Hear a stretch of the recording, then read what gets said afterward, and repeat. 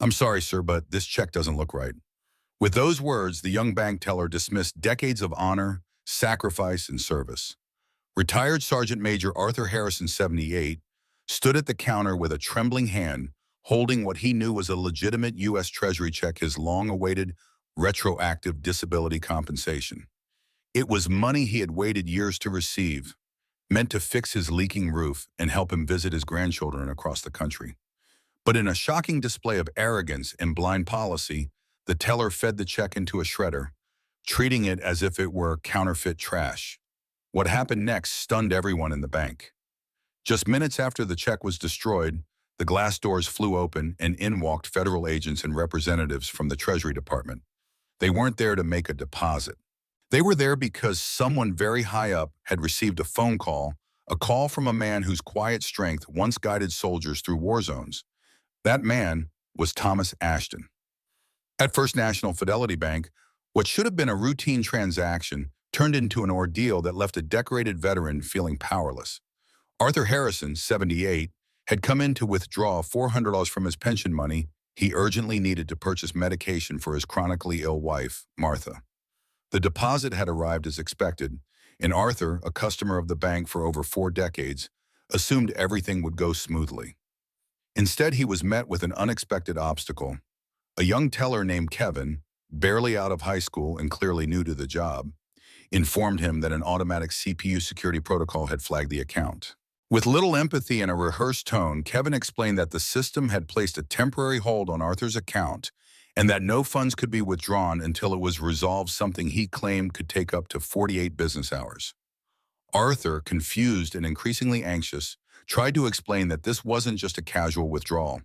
His wife's medication couldn't wait, and any delay might seriously impact her health. But Kevin, visibly uncomfortable, yet unwilling to take initiative, simply repeated what sounded like scripted responses. "There's nothing I can do," he said, before sliding a glossy pamphlet across the counter. "You can try calling the helpline listed here, but they'll likely tell you the same thing." The word stung. This wasn't just red tape, it was a moment where compassion should have overruled policy.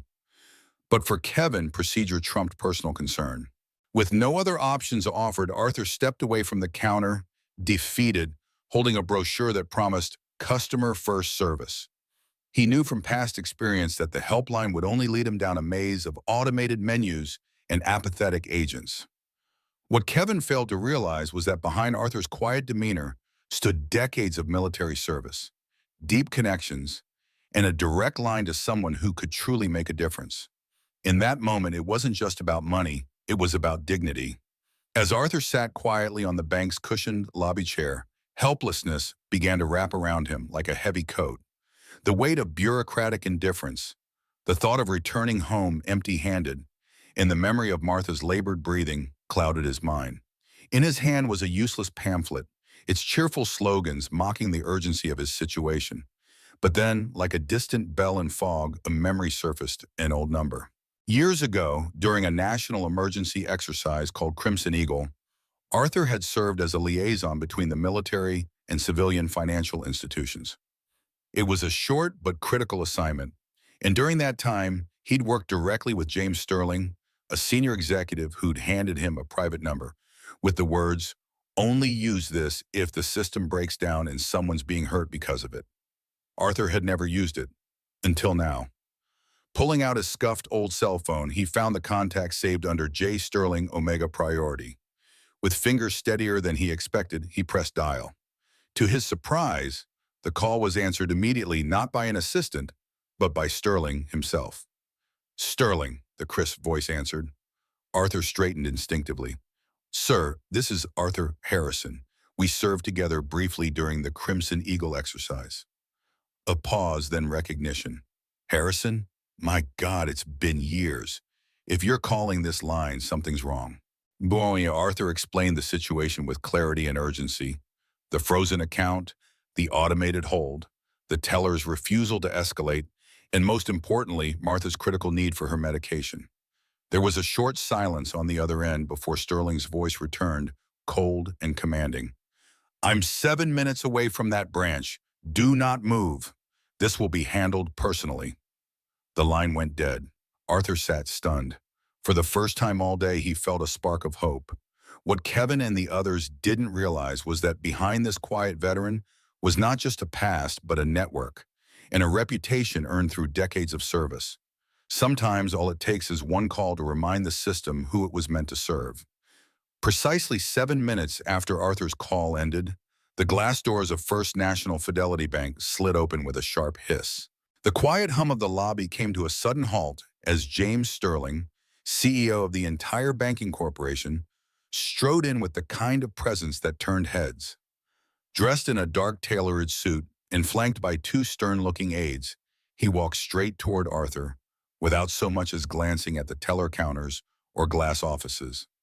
"Arthur," he said, extending a firm hand, "it's good to see you, but I'm furious. It's under these circumstances." His voice carried the kind of calm fury that sent chills down spines. Sterling scanned the room, his eyes settling on Kevin, the teller still behind his station. "You, teller, get your branch manager out here now and come with me." Kevin's expression shifted from the smug detachment to full-blown panic as he scrambled to obey. Moments later, the branch manager, Ms. Evans, returned from lunch, only to be intercepted by Sterling's booming voice. "Your office. Now, bring Mr. Harrison's account file." She paled and rushed to comply. Inside the office, Sterling didn't sit. He stood, commanding the room with quiet authority. "Miss Evans, tell her Kevin," he began, his voice clipped and deliberate. "A decorated veteran came in today to withdraw funds needed for his wife's urgent medication. Your systems failed him.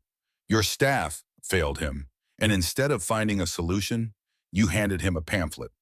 He turned sharply to Kevin. "Did you even attempt to escalate this? Did you call the veteran accounts liaison? No? Then you are untrained, and you," he turned to Ms. Evans, "are responsible for that failure." Pulling out his secure corporate phone, Sterling made a direct call and had the hold on Arthur's account lifted immediately. "Your funds are now accessible," he told Arthur, "and the bank will cover your wife's medication today and for the next 12 months. It's the least we can do." Sterling's swift action transformed a humiliating experience into a powerful reminder. When true leadership arrives, it doesn't come with excuses, it comes with solutions, compassion, and accountability. The impact of James Sterling's intervention didn't end in that office. What followed was a ripple effect that spread through every level of First National Fidelity Bank. Kevin, the young teller who had dismissed Arthur so casually, was sent home pending a full performance review. Ms. Evans, the branch manager, was placed under immediate scrutiny by the regional operations team. But more than disciplinary action, real change began to take shape. Within days, an internal memo was circulated across the entire banking network, launching the Veterans Priority Service Initiative, a company-wide mandate to ensure that no veteran would ever again be left helpless due to a system error or lack of empathy. This included simplified verification processes for pension accounts, direct access to human representatives for veteran-related issues, and mandatory training for all frontline staff emphasizing compassion, discretion, and accountability. Meanwhile, Arthur Harrison returned home with the medication Martha so urgently needed. He sat with her that afternoon, holding her hand in the soft glow of their living room lamp, feeling not victorious, but validated. It wasn't about vengeance, it was about being heard. It was about proving that even when the system fails, there must be people willing to fix it. Martha's breathing had eased by the time she smiled and asked what happened. Arthur only said, "Let's just say the top brass showed up." In the weeks that followed, James Sterling personally called Arthur on more than one occasion, not out of obligation, but as an old acquaintance who genuinely cared. Their conversations were short, warm, and often ended with Sterling asking, "How's Martha?"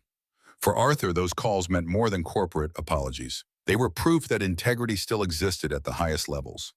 While Arthur never saw Kevin again, and Ms. Evans became far more attentive in her role, one thing was certain. Everyone at that branch and eventually across the entire company learned a powerful lesson. Systems may falter, but when leadership leads with heart, dignity is restored and respect is earned all over again.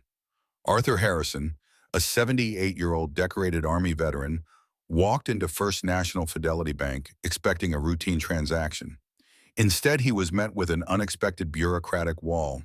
His pension had just been deposited that morning, money he needed urgently to buy life-saving medication for his ailing wife, Martha. But a young, inexperienced teller named Kevin informed him that an automated CPU security hold had frozen his account, and that there was nothing he could do.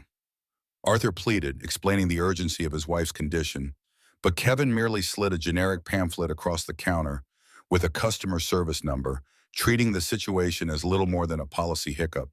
Feeling helpless, Arthur sat on a lobby bench, the weight of responsibility and frustration pressing heavily on him. But then he remembered a number, a direct line to James Sterling, the CEO of the bank's parent corporation, a man Arthur had worked with briefly during a national emergency liaison years ago.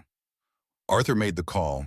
Within minutes, Sterling himself was on the phone, and within 7 minutes more, the CEO stormed into the branch, bypassing all protocol. What followed was a rare moment of corporate accountability. Sterling personally restored access to Arthur's funds, paid for Martha's medication out of his own discretionary fund, and launched a company-wide Veterans Priority Initiative. That day became a turning point, not just for Arthur, but for the bank itself. Staff were retrained, policy was rewritten, and a powerful message was delivered. No veteran should be sidelined by a machine or dismissed by an untrained teller. Arthur didn't seek revenge or compensation, only fairness and humanity. And thanks to decisive leadership, he got both. The story of Arthur Harrison became more than a customer service failure. It became a lesson in empathy, dignity, and what happens when the right people finally step up. It was supposed to be a quiet afternoon. James Whitaker, a 74-year-old blind veteran, was making his way across the intersection near Main and Elm using his white cane, the tip tapping gently as he moved with deliberate care. The war had taken his sight years ago, but not his independence. Locals knew him, greeted him with respect, and often offered a guiding hand when needed. But that day, two young police officers new to the force mistook James's white cane for a weapon. Despite nearby pedestrians trying to explain, the officers shouted conflicting commands and, within seconds, one of them deployed a taser. James collapsed to the ground, his body convulsing as gasps filled the air. Before the officers could process the gravity of their mistake, one of the bystanders had already made a call to a number he had once been given by James himself, just in case. That number belonged to an active duty colonel in the U.S. Army who had served with James and owed him his life. Within 7 minutes, the distant rumble of engines signaled what would become a scene this small town would never forget. A convoy of military vehicles rolled down Main Street, led by an armored Humvee. Soldiers disembarked, their presence calm but commanding. No weapons were raised, but their authority was absolute. The police officers, now clearly shaken, were escorted aside for questioning.